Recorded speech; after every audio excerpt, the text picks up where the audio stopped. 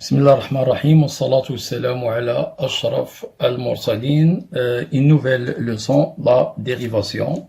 Donc le but de cette séance, comment montrer qu'une fonction est dérivable ou non en un point en utilisant bien sûr la définition. Donc on va bien sûr commencer par un petit rappel. Donc rappel, f est dérivable, en un point A, bien sûr, qui doit être dans le domaine de définition, si et seulement si la limite du taux de variation est un nombre fini, autrement dit, différent de plus ou moins l'infini. Limite du taux de variation de f entre les deux éléments x et a, autrement dit fx moins fa, le tout divisé par x moins a, lorsque x tend vers a, doit être réel, c'est-à-dire appartient à R. Donc, c'est ça la définition de la dérivabilité d'une fonction en un point A. Donc, on va l'appliquer à l'exercice 1. Donc, bien sûr, la première étape, il faut bien calculer le taux de variation. Donc, ce qu'on va faire, donc fx moins f1 sur x moins 1 est égal à 2x carré moins x plus 3. L'image de 1, c'est 2 moins 1, c'est 1 plus 3, 4. Donc, moins 4. Attention aux erreurs de calcul. Sur x moins 1, donc est égal à 2x carré moins x moins 1 sur x moins 1. Lorsqu'on remplace par 1, bien sûr, on trouve une forme indéterminée qu'on a vu dans le chapitre des limites, 0 sur 0, qu'il faut bien sûr supprimer. Donc on a plusieurs méthodes, à savoir la méthode de Horner, la division euclidienne, l'utilisation du discriminant, etc. Donc il y a 4 méthodes différentes. Donc je vais utiliser par exemple la technique de la division euclidienne. Donc 2x carré moins x moins 1, puisque 1 est une racine de ce polynôme, donc il est divisible par x moins 1, et on va effectuer la division euclidienne.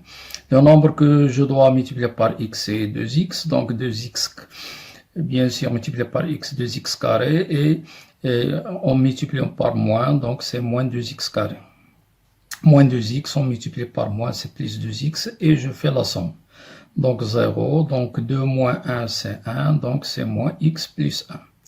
Et là, donc, le nombre que je dois multiplier par x pour avoir moins x, évidemment, c'est moins 1. Donc, moins x multiplié par moins 1, donc c'est x. Et le 1 multiplié par, c'est moins 1, donc 0. Ça veut dire que notre division euclidienne est vraie. Donc,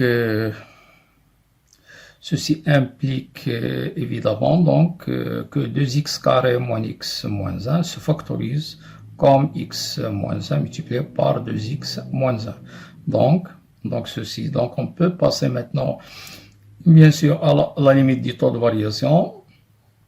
Sur x moins 1, lorsque x tend vers 1, ce n'est rien d'autre que la limite de x moins 1 multiplié par 2x moins 1. Le tout sur x moins 1, et après simplification bien sûr par x moins 1, nous trouvons la limite de 2x moins 1, c'est la limite de 2x moins 1 lorsque x tend vers 1, qui est égal bien sûr 2 moins 1 est égal à 1, et 1 c'est un réel, il appartient à R, donc d'après la définition précédente, donc f est dérivable, donc f est dérivable en a est égal à 1, et bien sûr, le nombre qu'on a trouvé s'appelle le nombre dérivé. Et f' de 1 est égal à 1.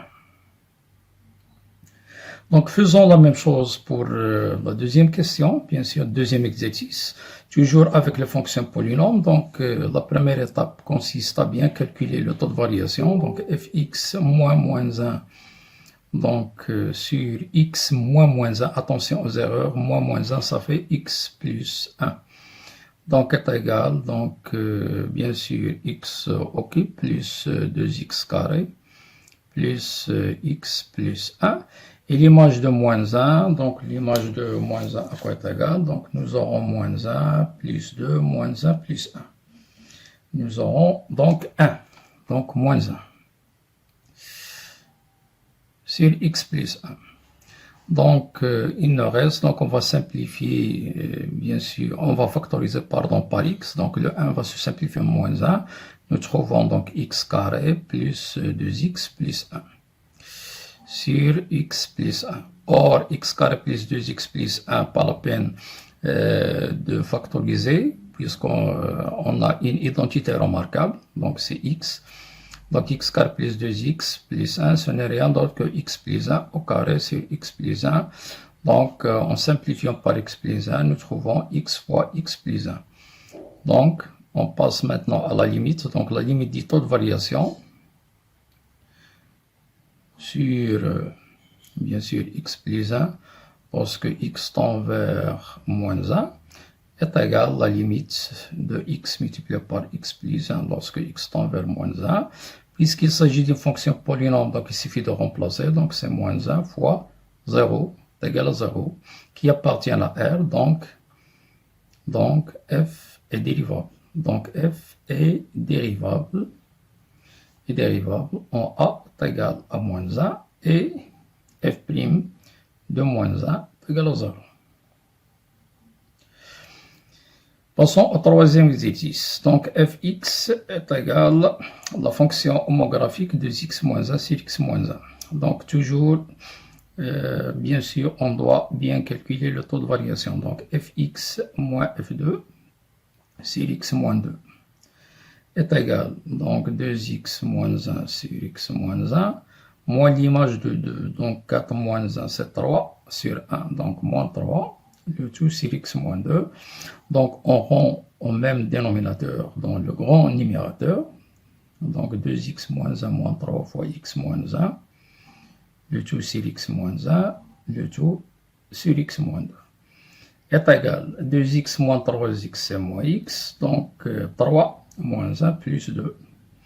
Et d'après les règles de calcul numérique, donc, le tout sur x moins 1 multiplié par x moins 2.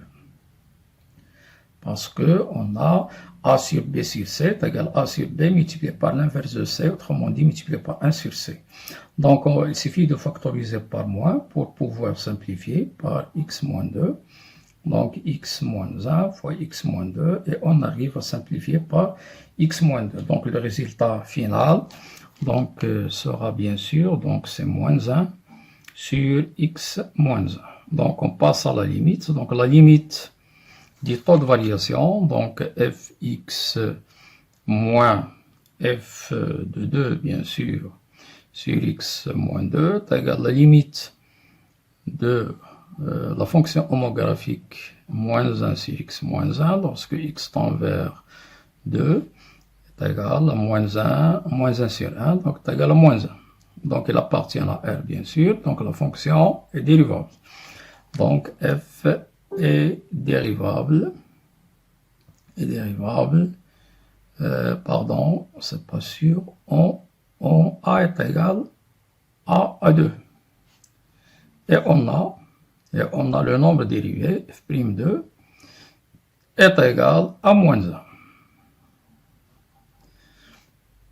Maintenant, on va passer à l'exercice numéro 4. Toujours, donc, fx moins f0 sur x moins 0 est égal x racine de x moins l'image de 0 qui est égale à 0 sur x. Donc, on simplifie, nous trouvons racine de x. Donc, la limite de fx moins f0 sur x moins 0, lorsque x tend vers 0, est égal à la limite de racine de x, parce que x tend vers 0 est égal à racine de 0 est égal à 0. Donc, f est dérivable. F est dérivable en a est égal à 0 et f' de 0 est égal à 0. Donc voilà, on a terminé la partie numéro 1. Soyez au rendez-vous pour la partie numéro 2. Bon courage et bonne réussite. لا تحرمونا من صالح دعواتكم لنا ولوالدينا وأولادنا ولمن علمنا ولجميع المسلمين. نستودعكم الله الذي لا تضيع ودائعه. والسلام عليكم ورحمة الله تعالى وبركاته.